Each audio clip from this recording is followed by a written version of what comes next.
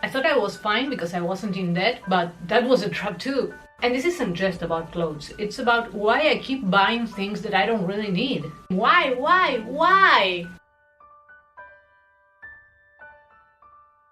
Hello, I'm Carolyn and I'm a shopaholic. I'd like to say that clothes are my only vice, but I've been known to buy the most useless things. At work, my shopping habits became a running joke. In tense meetings, I'll lighten up the mood telling stories about my latest ridiculous purchase. And to be honest, I get it, because I go overboard. If I want to paint, I need the most expensive oil paint. If I want to run, I need the most high-tech gear in the market. There is never a middle ground. If someone mentions a new gadget, I already have it. Sometimes I'll buy one thing, regret not getting the upgrade, and end up getting both. I once bought 2 iPads in the same week, and I don't use any of them. But my mind is always chasing the next shiny thing. The grass is always greener somewhere else. And even with life decisions, it's the same pattern. I'm rarely happy with what I have or what I have achieved. As soon as I reach a goal, my mind is already planning my next move. I tend to see the glass half full, but not in a hopeful way, more in a, well, what's missing now kind of way. But that was a trap, because it was really keeping me from other goals. But that restless energy needed to go somewhere, and more often than not, it went straight into my shopping cart. Whenever I felt stuck, bored, or anxious, I shopped. Not out of need, not even out of desire, really. But because clicking buy gives me a short moment of control, a thrill or excitement. Like I was doing something when I wasn't really doing anything or changing anything fundamental about my life. And even Netflix became a dangerous activity, because one minute I'd be watching a movie, then came a slow scene, and boom, new tab, shopping cart, dopamine. It wasn't even a conscious decision, it just happened, like muscle memory. Shopping became a commercial break for me. It's like a pause button on discomfort or boredom or just existing. And the worst part is, I don't even care about what I buy. It's not about the thing, it's about the escape it gives me for just a moment. And this I notice because if I want to buy something and let's say it's not available or I can find it, I'll rush and buy the next best thing, settling for close enough.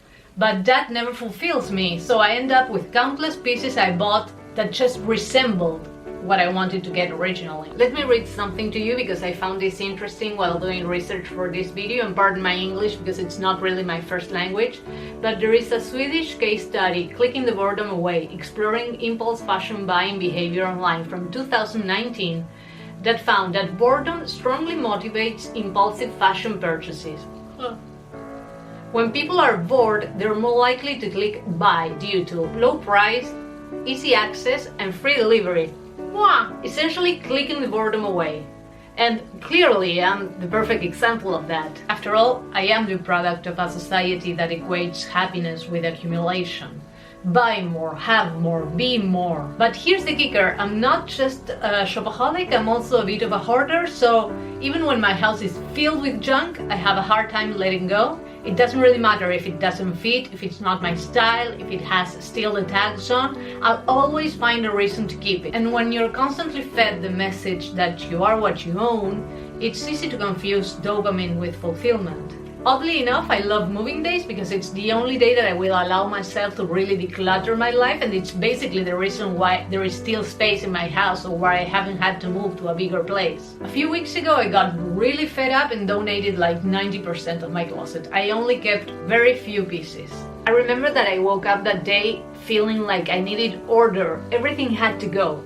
And the real declutter came in stages, because at first I wasn't really ready to part ways with some items, and the next week I'll be okay, they have to go, and so on and so on. So it was like maybe 3 or 4 weekends that took me to do the complete declutter of my closet. But the first week, when I did the biggest one, I started taking out the clothes, and the piles were ridiculous. Clothes I didn't even remember buying, clothes that still had tags on, duplicates, triplicates. But there were pieces in that pile that I once chased like treasure, and now they were just sitting there, meaningless. Watching my closet almost empty felt surreal, to be honest. Scary even. But part of me also enjoyed the emptiness, Not only because it was a clean slate, but also because all the chaos was gone. Where there used to be clutter, now there was order. Where nothing was visible, now everything was in plain sight. So in a way, it was really enjoyable. As I've told you in my other videos, since then I've had to fill some of the gaps in my closet that will basically allow me to live a normal life.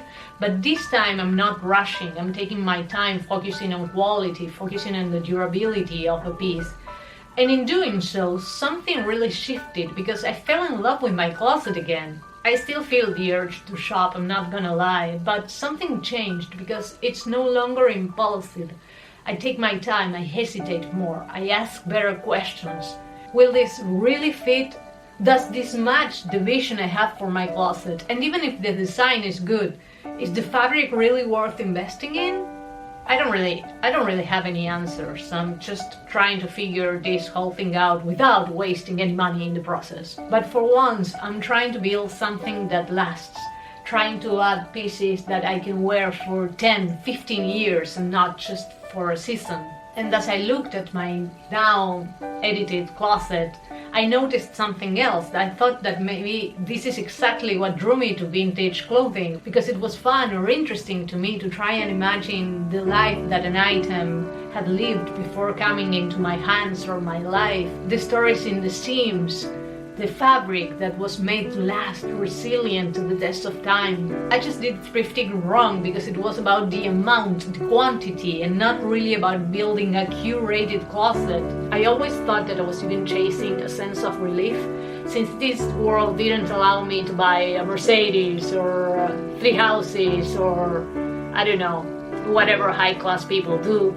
I was buying vintage clothes in bulk, basically. As for my other vices, they don't really show up as often as clothes do, mainly because, well, I've already bought everything I wanted to buy in those areas, so it's not like I get the urge or the itch to buy something in the tech market or the arts market. They're not a problem as often as clothes are. I don't crave new things as often as I crave new clothes, but I'd be lying if I didn't admit 2 things. One, I have a very obsessive personality. If I get an itch, I need to scratch it right away. And also, I get bored easily. And 2, we live in a society that rewards aesthetics, so if you have more and can show off more, that will get you further. I mean, I'm even trying to build this channel, and I know from the get-go that I'll never be able to keep up with other YouTubers in my field. I have a normal life, I work a normal job, I have a comfortable life, but I'll never be able to buy and show off brand new designer items week after week. I'm just a regular woman with a regular closet and a regular budget. But in order to keep this addiction sort of under control, starting July 1st, I'm gonna try something different. I know I'm nowhere near ready to do a no-buy. Like, I know, why set myself for failure? But I think I could do maybe an extreme low buy for a couple of months. I'm not committing myself to like a full year because I know I've only filled a few gaps in my closet, but it's still not ready for me to live through all the 4 seasons of the year.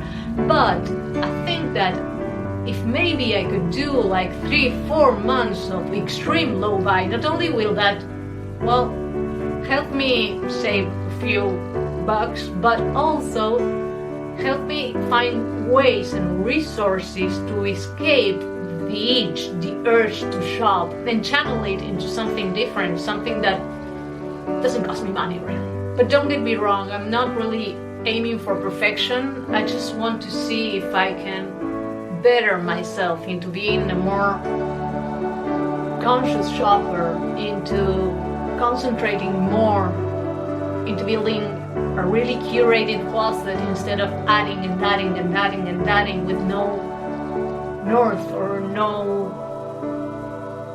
real goal in mind. So if you want to see me struggle trying to fight the urge to shop out of boredom, hello, this is the place for you. Please hit subscribe. But remember that I'm trying to concentrate on building something better. I'm not asking for perfection. So I hope to see you all next week, shopaholics, and hopefully we won't buy anything. Bye!